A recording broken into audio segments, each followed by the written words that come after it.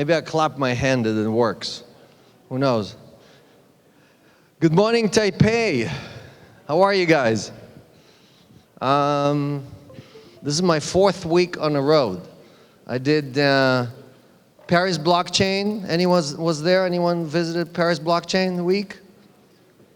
I was there 2 weeks ago when the Notre Dame burned down. That was during Paris Blockchain. Then Berlin, then Zurich, Tel Aviv. I just came from Singapore this morning, landed this morning, working like crazy. I've never worked this hard. And the reason I'm traveling all over the world is because I think I have a very unique story to tell you that most people don't have this perspective. So, how many of you use voice of IP? Oh, no one is woken up yet. Everybody here uses voice of IP, probably 10, 15, 20 times a day. Even if you don't use it, you are using it. You just don't know you use it. Every time you're on your phone, every time you're on your computer, that's voice of IP. Well, before voice of IP, I was here actually in Taipei in 1995. And I brought voice of IP to Taiwan. And the phone company here thought it was a very bad idea. They used to charge $3 a minute to call overseas. Anyone here remembers paying $3 a minute? How much do you pay now? Is that a good price? 0? So how did we go from $3 a minute to 0? The phone company was the most powerful company in Taiwan, right? The nicest buildings were all owned by the phone company. Now they're all selling their buildings because they can't make any money. So the same thing that happened with voice over IP is going to happen with money over IP, MOIP, right? So we're going to go from VoIP to MOIP. So how can we get the banks who are so powerful? They have all the beautiful buildings, right? They're the most powerful companies now. How can we get them to go to 0? That is my life mission. That's what I do. Right? I've done this several times. If you look at my bio, you'll see I've done this again and again and again in different industries. So the plan is actually very simple, okay? It's not that the value disappears, it's the value transferred. Where did the value go from in the voice business? You all know the answer. You all use the answer every day, right? Did anyone here use WhatsApp? Okay. How much did you pay WhatsApp? When you got the bill from them, how much did it say on the bill? It's funny, right? A bill from WhatsApp. WhatsApp doesn't charge anything. WhatsApp gives the service for free, yet it was sold to Facebook for $22 billion. WhatsApp was more valuable than the phone company in Taiwan, with all of its buildings, with all of its fiber optic, with everything else. So how can it be that a company that never charged any of its customers anything, that gives everything for free, is worth more than the company that used to charge $3 a minute? Right? So you can ask yourself exactly the same question about the banks. Right? How can it be that we give our money to the banks? It's our money, we give them to the banks give us almost nothing back. How much do you earn? Anyone here earns more than 2% on their money? Right? How about 1%? How about 0? So we give our money to the bank, right? The bank turns around, lends our neighbor the money on the credit card, and they charge him 25%. It's not funny, it's very sad. Right? Anyone here is doing anything about it? Anyone here is mad and saying, I'm not going to take this anymore? So you understand, the problem is in the room. The problem is not with the bank. The bank is sitting there laughing and saying, look at these stupid people. They keep giving us money. We keep lowering how much we're going to give them every year, and they keep giving us more and more money. So the opportunity, the goal is to build something that is an alternative, that is a replacement for the bank, a replacement for the system that we have right now. So, almost all money today is digital money. 98% of the US dollar is digital money. 95% of the euro is digital money. It's all computer numbers running between banks. So we're already living in the digital world. We don't have to get there. It's not like the blockchain somehow magically created digital money. It's already there. The question is, can we take the digital money and use it in a different way that takes the toll collector, the guy in the middle, that all they do is they introduce you to your neighbor and they keep 95% of the value. Again, they give you nothing and they land it at 25% or 20%. If you're lucky, you get 19%. Right? If you've been with the bank for 20 years and you paid all your bills on time, it's only 19% on your credit card. So we have three families of services, right? We have cryptocurrencies, utility tokens, and we have security tokens. Who here is a big fan of security tokens? How about utility tokens? Who here is awake? How about cryptocurrencies? How many of you hold cryptocurrencies? No, so maybe a third of the room. What about the rest of you? You just got a free ticket to the conference, or you're in the wrong room? Okay, the banking conference is next door. So we are in this already for 10 years. How many people here have been in crypto for more than 5 years? No one. One guy right there, okay? Anyone else? More than 5 years. So the Bitcoin was invented 10 years ago. When was the blockchain invented?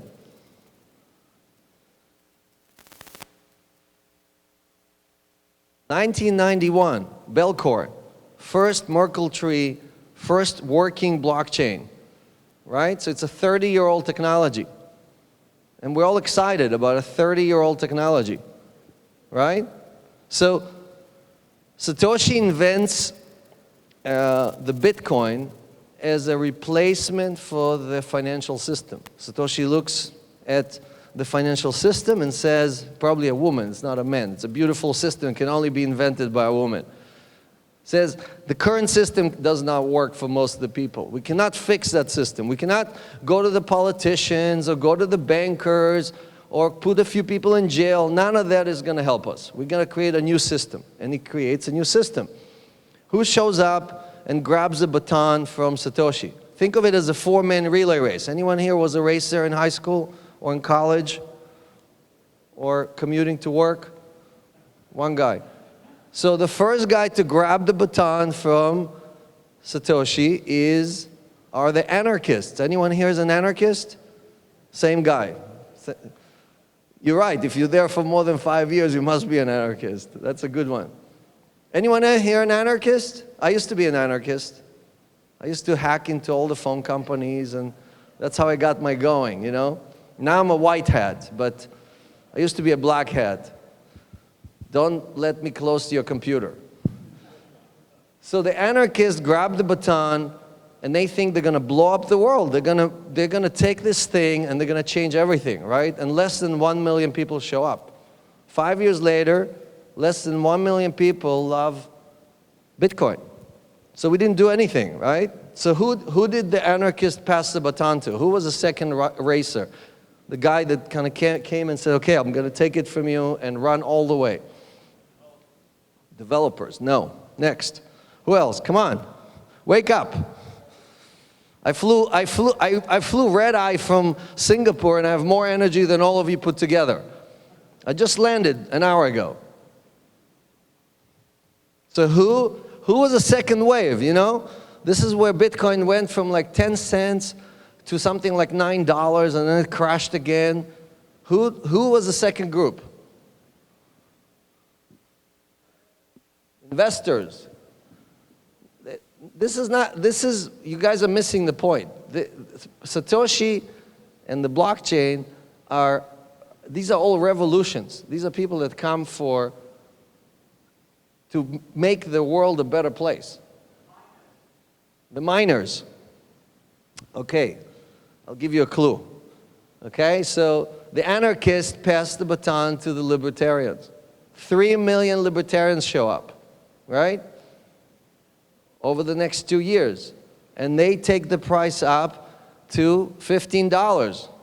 And every time a group comes in, when they give up, the coin drops 80 to 90%. We've had that already 4 times. What's happening right now already happened 4 times. That's what I'm telling you, it's a 4-man relay race. We can't finish the race. You know? So the libertarians take it, they say, we're going to save the world with the blockchain, with the Bitcoin. We're going to make the world a better place. This blockchain thing is going to solve everything. Right? They don't finish the race. So now we're at 2015. Who shows up next? Who's the third person to take the baton and try to finish the race? You want me to switch to Chinese? I mean, what should I do? I mean, I'm not making any progress here. So the third group were the speculators, right? Investors. Somebody mentioned investors. They just showed up in 2015, right? They were like, hey, this is not blowing up the world. It's not about saving the world. It's just about making money, right? And they take crypto from a few $100s to $20,000. Why did everybody get so excited? Why everybody from all over the world, Japan, Korea, Taiwan, China, everybody, every speculator dropped what they were playing with and went into crypto? What was everybody so excited about? Get your money out of China. You could do it 20 other ways, but what do you guys think? Why was everybody so excited? What were we promised? 2017, December 2017, what were we promised? What was supposed to happen? Huh? Financial crisis, right. Doomsday, but what else? Who was supposed to show up? Who was the fourth guy that was supposed to come, take the baton, and take us to heaven? Make Bitcoin go to $1 million. Who's that magical? The institutions, very good, finally somebody's listening. Yeah, all right, so the institutions dropped the baton. Did the institutions finish the race? Do you know any institution that is in Bitcoin? We were promised that the largest companies in the world, the largest investors, the banks, somehow are going to give up and say, okay, we can't take it anymore. Bitcoin is at 20,000. We're going to buy all your Bitcoin from you at higher prices, and you live happily ever after.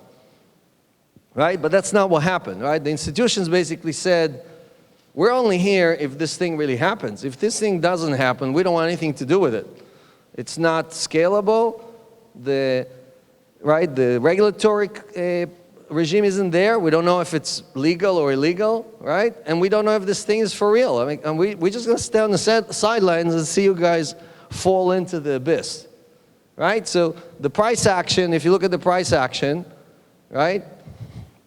We went up to 20,000, and then we dropped like crazy. But the adoption, the number of people opening accounts actually continued to rise like a hockey stick. So there's a disconnect between what's happening in the real world. Young people don't trust money. They don't trust the government. They don't trust banks. And they want a lot of their money to be in different set of assets, right? All they care about is that it's not in dollars, it's not in yuan, it's not in euros, because they don't trust that money. So the real war, the real fight that we're having is between centralization and decentralization. All of you live in a centralized world, right? I mean, the 1%, the people at the top, I'm part of this 1%, right? I admit it, I did very well. You know, I started 7 companies, right? Did very, very well for myself, but I know that it's going towards decentralization. Most of the other people there have no clue. They think it's gonna stay the same way forever. And they're the ones who are making sure that the 90% of the population does not have a chance. One of the examples is don't pay them any interest. This way, every morning they have to wake up and go to work, and they have to do exactly what we tell them to do. Right? This is how the system works.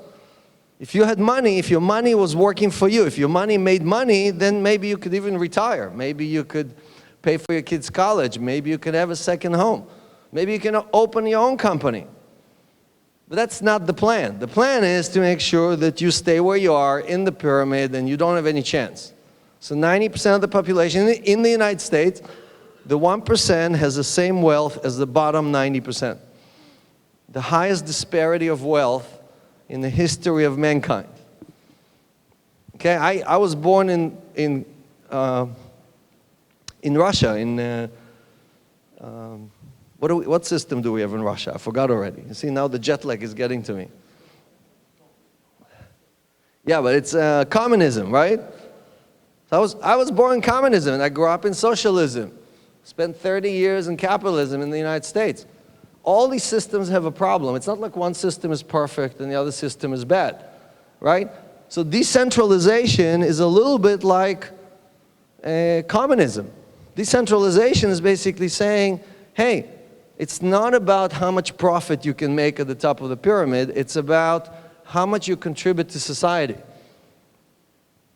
right? What is Ethereum? Ethereum is a project where everybody contributes to an open source and gets to benefit from the growth of the network, from the growth of the platform. Right? Ethereum created, at its high, $60 billion out of nothing. And the people who benefited are the people who created that network. The miners, the people who wrote the code, the people that participated in it, and so on.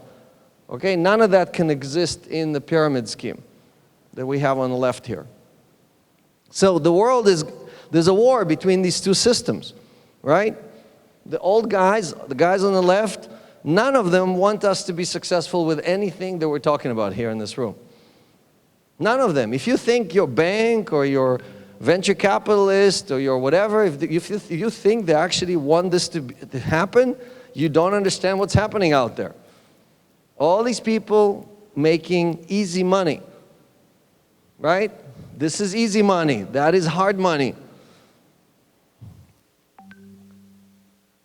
So another way of looking at it, right, is that, you know, we went from centralized software to open source software, right? 90% of the internet is open source.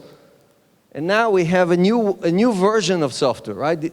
Again, Ethereum or Bitcoin or Litecoin or Ripple, these are all new ways of doing things, new ways of creating value, new ways of reinventing systems that exist today, eliminating or completely removing the toll collectors, removing the people in the middle who collect all the tolls, the monopolies, right? And that's the opportunity, right? The opportunity is to do that. In the phone business, right? In the phone business, when I started, we were using X.25. Anyone here knows what X.25 is? You're probably the only guy. What else? Anyone else? You're all too young, you know?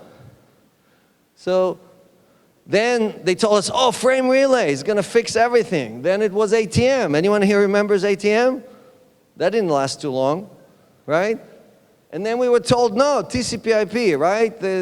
So when I came here to Taiwan and I spoke to the phone company about TCP/IP and how you can put voice on TCP/IP, they laughed at me. They were like, the entire connection between Taiwan and the rest of the world was 45 megabit, the internet connection. And they were like, you can't take all of the voice and put it on that circuit. What are you talking about? And I was like, you don't understand. In the future, the voice communication is just going to be an application on the internet. No. What are you talking about? So I'm telling you right now that in the future, the entire internet is going to be an application on the blockchain. Right? If decentralization is really real, and it's bigger than anything we've ever seen, it's only all the money in the world. Then the internet just is a subset of decentralization. The internet is a subset of all the money in the world. So by definition, the largest network always wins.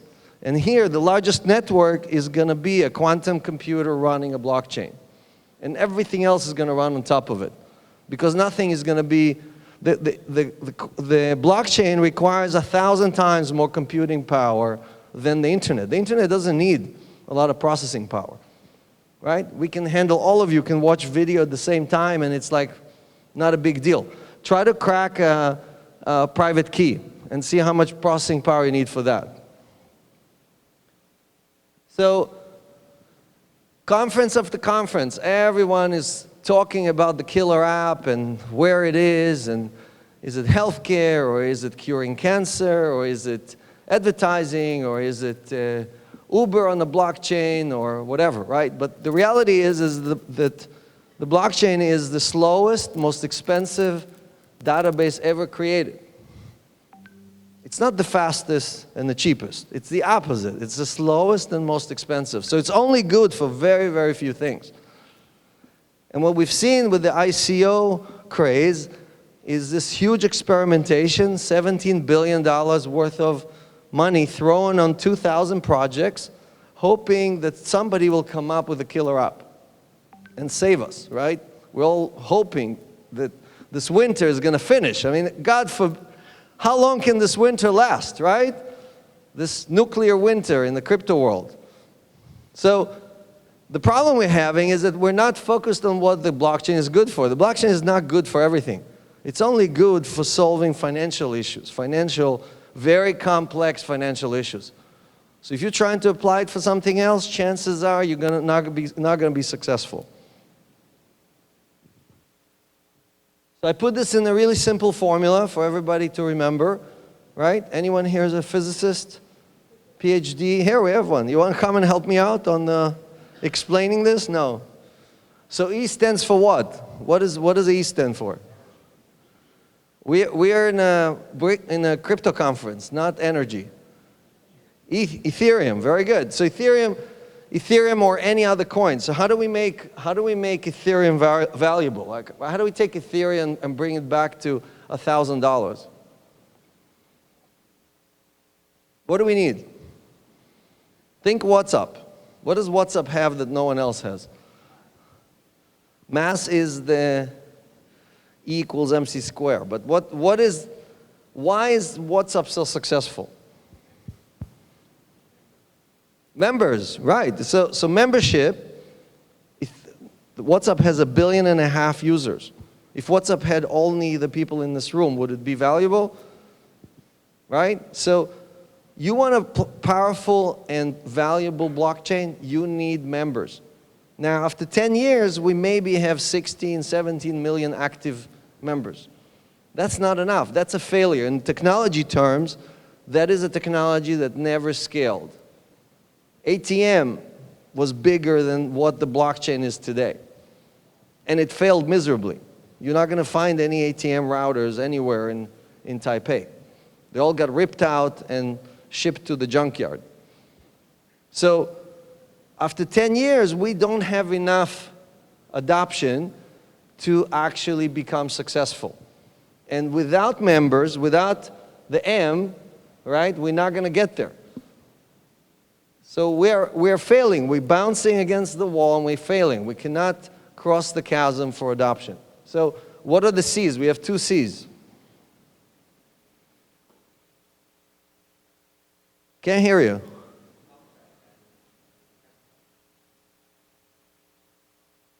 Celsius. That's a good answer. Yeah. What else? What else do we need? Like what's the secret to America's success? Why is America the most powerful country in the world? Huh? English? No, it's not English. Huh? Capitalism? C for capitalism. That's good. All right. What do we give in America? We have credit, right? You show up there and you get credit, as much credit as you want. Half of all the credit in the world is issued in the United States of America to anybody, right? The rest of the world doesn't work that way. But in America, you show up, you say, hey, I just landed, and they give you 5 credit cards, and they give you a house, and right? Everything is on credit. And that credit generates GDP, and the GDP generates taxes, and the taxes pay for the military and everything else, right? That's the system. So without credit, we cannot build a system. You want Ethereum to be valuable, you need a credit system. Currently, we don't have a credit system. And this applies to Bitcoin, and this applies to any cryptocurrency. This is not just Ethereum. I took Ethereum because obviously it starts with an E. So it fit pretty well. So you heard Tim Draper before. He's a great guy. Tim is a very experienced entrepreneur. He's also a great investor. He's seen the opportunity with Bitcoin way before anybody else, right? But Tim thinks that Tim mostly invests in here, right? In infrastructure. He loves geeks, 20-year-old kids who come and say, I invented a faster, cheaper, better blockchain. No, I'm sorry, okay? I'm a technologist. I have 50 patents, including the patent on voice over IP. Okay? So, and I'm telling you, we already have 200 blockchains. And if somebody tells you there's a fast blockchain, that means they don't understand anything about the blockchain. The blockchain is the opposite of the internet. The internet, TCP/IP, runs faster and faster and faster the more nodes you add to it. The blockchain runs slower and slower and slower the more nodes you add to it. And that's by definition, by design. Because getting consensus on 10,000 nodes takes time. If you have instant consensus, that means you gave away the safety or the security of the network. So Bitcoin, which is a miracle, Bitcoin after 10 years with a $100 billion prize, right? If you crack Bitcoin, you can earn $100 billion, the market cap of Bitcoin, right? So it has every hacker in the world trying to crack it. Not a single person has been able to do anything there. So why? Because it has a very strong consensus mechanism, right? It's almost impossible to get 51% of Bitcoin to hijack the chain. So my point here is that I don't think playing in the infrastructure space, if you're developing anything in the infrastructure space, it's probably too late. Okay? I don't think it's in the middleware. Too late there. It's all about the dApps. What's the successful companies on the internet? Are they the guys that built the routers, or are they the guys that build the applications? Facebook, Netflix, Amazon, Google, they're all applications. Do you know any infrastructure company that's doing well? I don't. So all the opportunities here are about a killer app on the dApp level. So think of crypto as a Pac-Man that's like basically just going to eat all the asset classes. And how can you make it easier for Pac-Man to eat the US dollar or the gold or whatever other asset classes, right? That is definitely a great opportunity. That is a way to make a lot of money, right? This is a different way of looking at it. You can look at it from okay, what type of money is it looking at? Who are the people that are joining, right? So retail was, right? We're all done with retail. Now we have crypto funds. There's over 800 crypto funds now playing in the space, right? Market makers and prop traders and so on, right? These are all people who are just joining the ecosystem. Anyone knows who the guy in the middle is? I think he was created right here, right? Splinter was it Japanese originally or no? So Satoshi, right? The guy in the middle is Satoshi, right? Satoshi is the wisdom carrier. He knows the way. We all follow him. But we've grown since. Now the other chains actually have a very good chance of leading the way. I don't think the winning blockchain are the chains that we have today. I think the winning blockchain is something that has not yet been created. So Celsius, anyone here, who here heard of Celsius before? No one? Oh, like 3 people. Very good, that's why I'm here. So, anyone here has a Celsius wallet? 1 guy, 2? All right. So, Celsius does something very simple. Celsius is not a blockchain company. It's not a crypto company. Celsius is trying to disrupt the banks, right? Celsius' concept is actually very simple. It's take what the banks do and do exactly the opposite, right? So what the banks do, when the banks keep that 90% of the value, right? When they lend, they take your money for free and they lend it to your neighbor and they charge them 25%. They take all that profit and they give it to whom? Who takes all the profit in the bank? It's amazing they don't teach us any of this in high school or in college, right? All the profit goes to the executives in the bank and the shareholders. The shareholders get a dividend or a share buyback. When the bank buys back the shares, their own shares, the shareholders benefit. So 0 goes to the depositor and 90% goes to the shareholder. Celsius does the opposite. Celsius lends money, earns interest, but it gives 80% back to the depositor. Who here wants to get 80% back of the money that you deposit with your institution? Right? It's obvious. So why hasn't anyone done this before? Why hasn't anyone said, oh, just like WhatsApp, let's just give everything back to the user? WhatsApp gives everything back to the user. Amazon gives everything back to the user. Why hasn't anyone done this with money? You can use the blockchain, you can use cryptocurrencies, but you have to solve a real-world problem. Every person on the planet wants to earn more money on their money and wants to pay less for loans. Do you agree with that? Anyone disagrees with that? I think that's a killer app.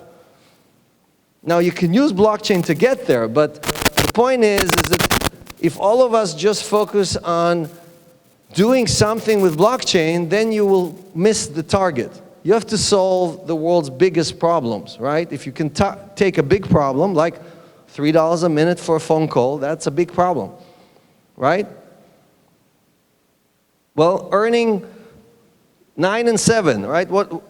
You can basically borrow money at 9%, no credit check, no employment verification, none of these things, right? We do asset-backed lending. We only lend against asset, but we charge only 9%. Who here can get a loan at 9%, like the same day? Not even a chance, right? Who here can earn 7% of their money?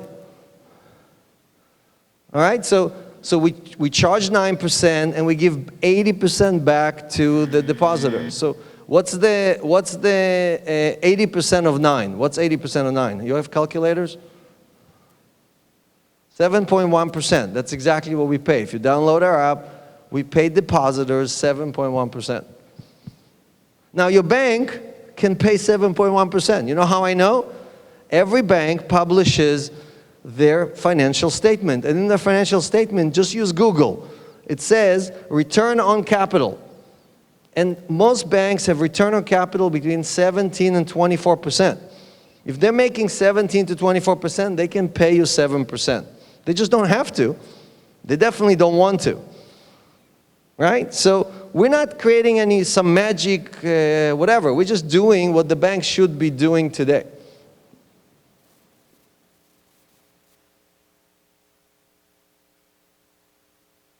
Right? So 25, they keep 24. Out of 9, we give back 7. It's a very simple thing.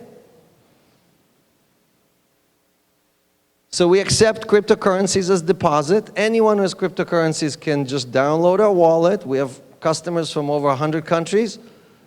You just download the wallet, you deposit the coins. How much Binance pays you when you keep your coins on Binance? Anyone here? I'm sure you have Binance customers here, or Bitfinex, or, right? No? No one here is no one here is an exchange customer? So I'll give you a simple example, right? Anyone here has Dash? You like Dash?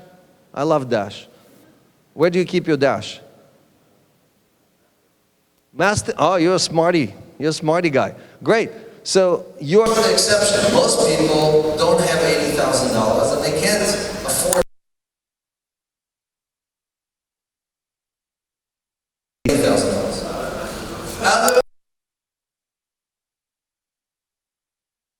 Created a master node just like you have, and we give back everything back to the depositor for all the people that don't know how to run a mastermind, right? Now, again, when Binance keeps the dash, do they pay anything out? Do you get a check from Binance at the end of the year saying, thank you for depositing dash with us, we earned all this money, here it is back. Any of you got any checks back from Binance or Bitfinex or anybody?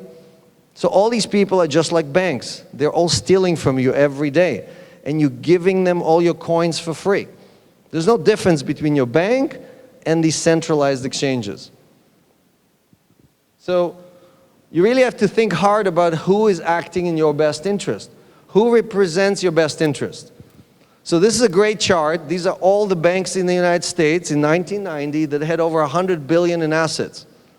This is where they are today. There's 4 banks left.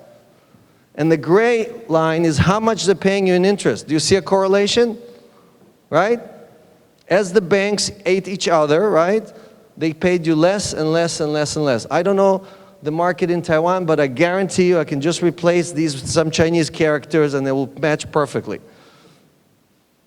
This is a phenomena that's happening all over the world. That's why banks are so arrogant and they feel like it's their born right to steal your money, to take it away from you.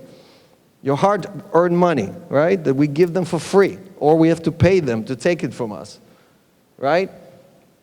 JP Morgan made $30 billion in profit in 2018. $30 billion. That's $5 for every person on the planet, and they still have money left over. Every year, they can give every person on the planet $5. That's how rich and powerful the banks are. That's just profit. That's what our wallet looks like. That's some of our stats. In 9 months, we did $1.2 billion in loans. Do you know any crypto company that did $1 billion in 9 months? Because we're not a crypto company, right? We focused on solving a problem that applies to 7.5 billion people. So if you want to be successful in this business, you have to think about the biggest problem, not about the fastest blockchain, right? You have to think about how you take this decentralization thing and make it accessible to everybody instead of thinking about, okay, how do I create a better staking service? Or my community is going to be younger than the other guys, or I don't know what. So what is the blockchain? Anyone seen the blockchain? You did, right? In the dream or where? What was it? So what does it look like when you think blockchain? What is that? Am I supposed to cut off the stage? So what? Few more slides. I'm almost done. What do you think? What is the image that comes to your head when you see a blockchain? When you think about the blockchain, you have a staking node, so you must know what it is, huh? Explorer. Okay. What else? Huh? A chain of blocks. That's so boring. What else? Anything? You never thought about the blockchain? Is it a beautiful woman? Is it a chicken? Is it a spacecraft? Excel spreadsheet? No, it actually is a tank. Why is it a tank? Because it's only good for one thing. It's slow, it's expensive, and if you try to use it for something else, you try to use a tank to go to work, it's not going to work out too well. You want to try to use a tank to cross the ocean, it's not going to work so well. But that's what we are trying to do. Most of the crypto community is trying to take a tank and use it as a spacecraft, use it as a submarine, use it as a levitation machine, you name it, every project you can think of. But it's really only good for very, very few things, right? And my bet is that they're all financial services because it is a very sophisticated spreadsheet. Anyone knows Satoshi Nakamoto? Huh? Oh, here we go. Somebody knows. So you know Scott Stornetta? Very good. So you're the exception. Most people think that Satoshi Nakamoto invented the blockchain. Anyone here? Anyone else knows Scott Stornetta? So I told you before, right? The blockchain was invented in Belcore in 1991. If you read Satoshi's white paper, how many of you read Satoshi's white paper? How many of you got to page number 9? That's the last page. No one, right? So the page number 9 has references, right? That's where Satoshi says, here are the people, I'm standing on their shoulders, right? These are the people that got me there.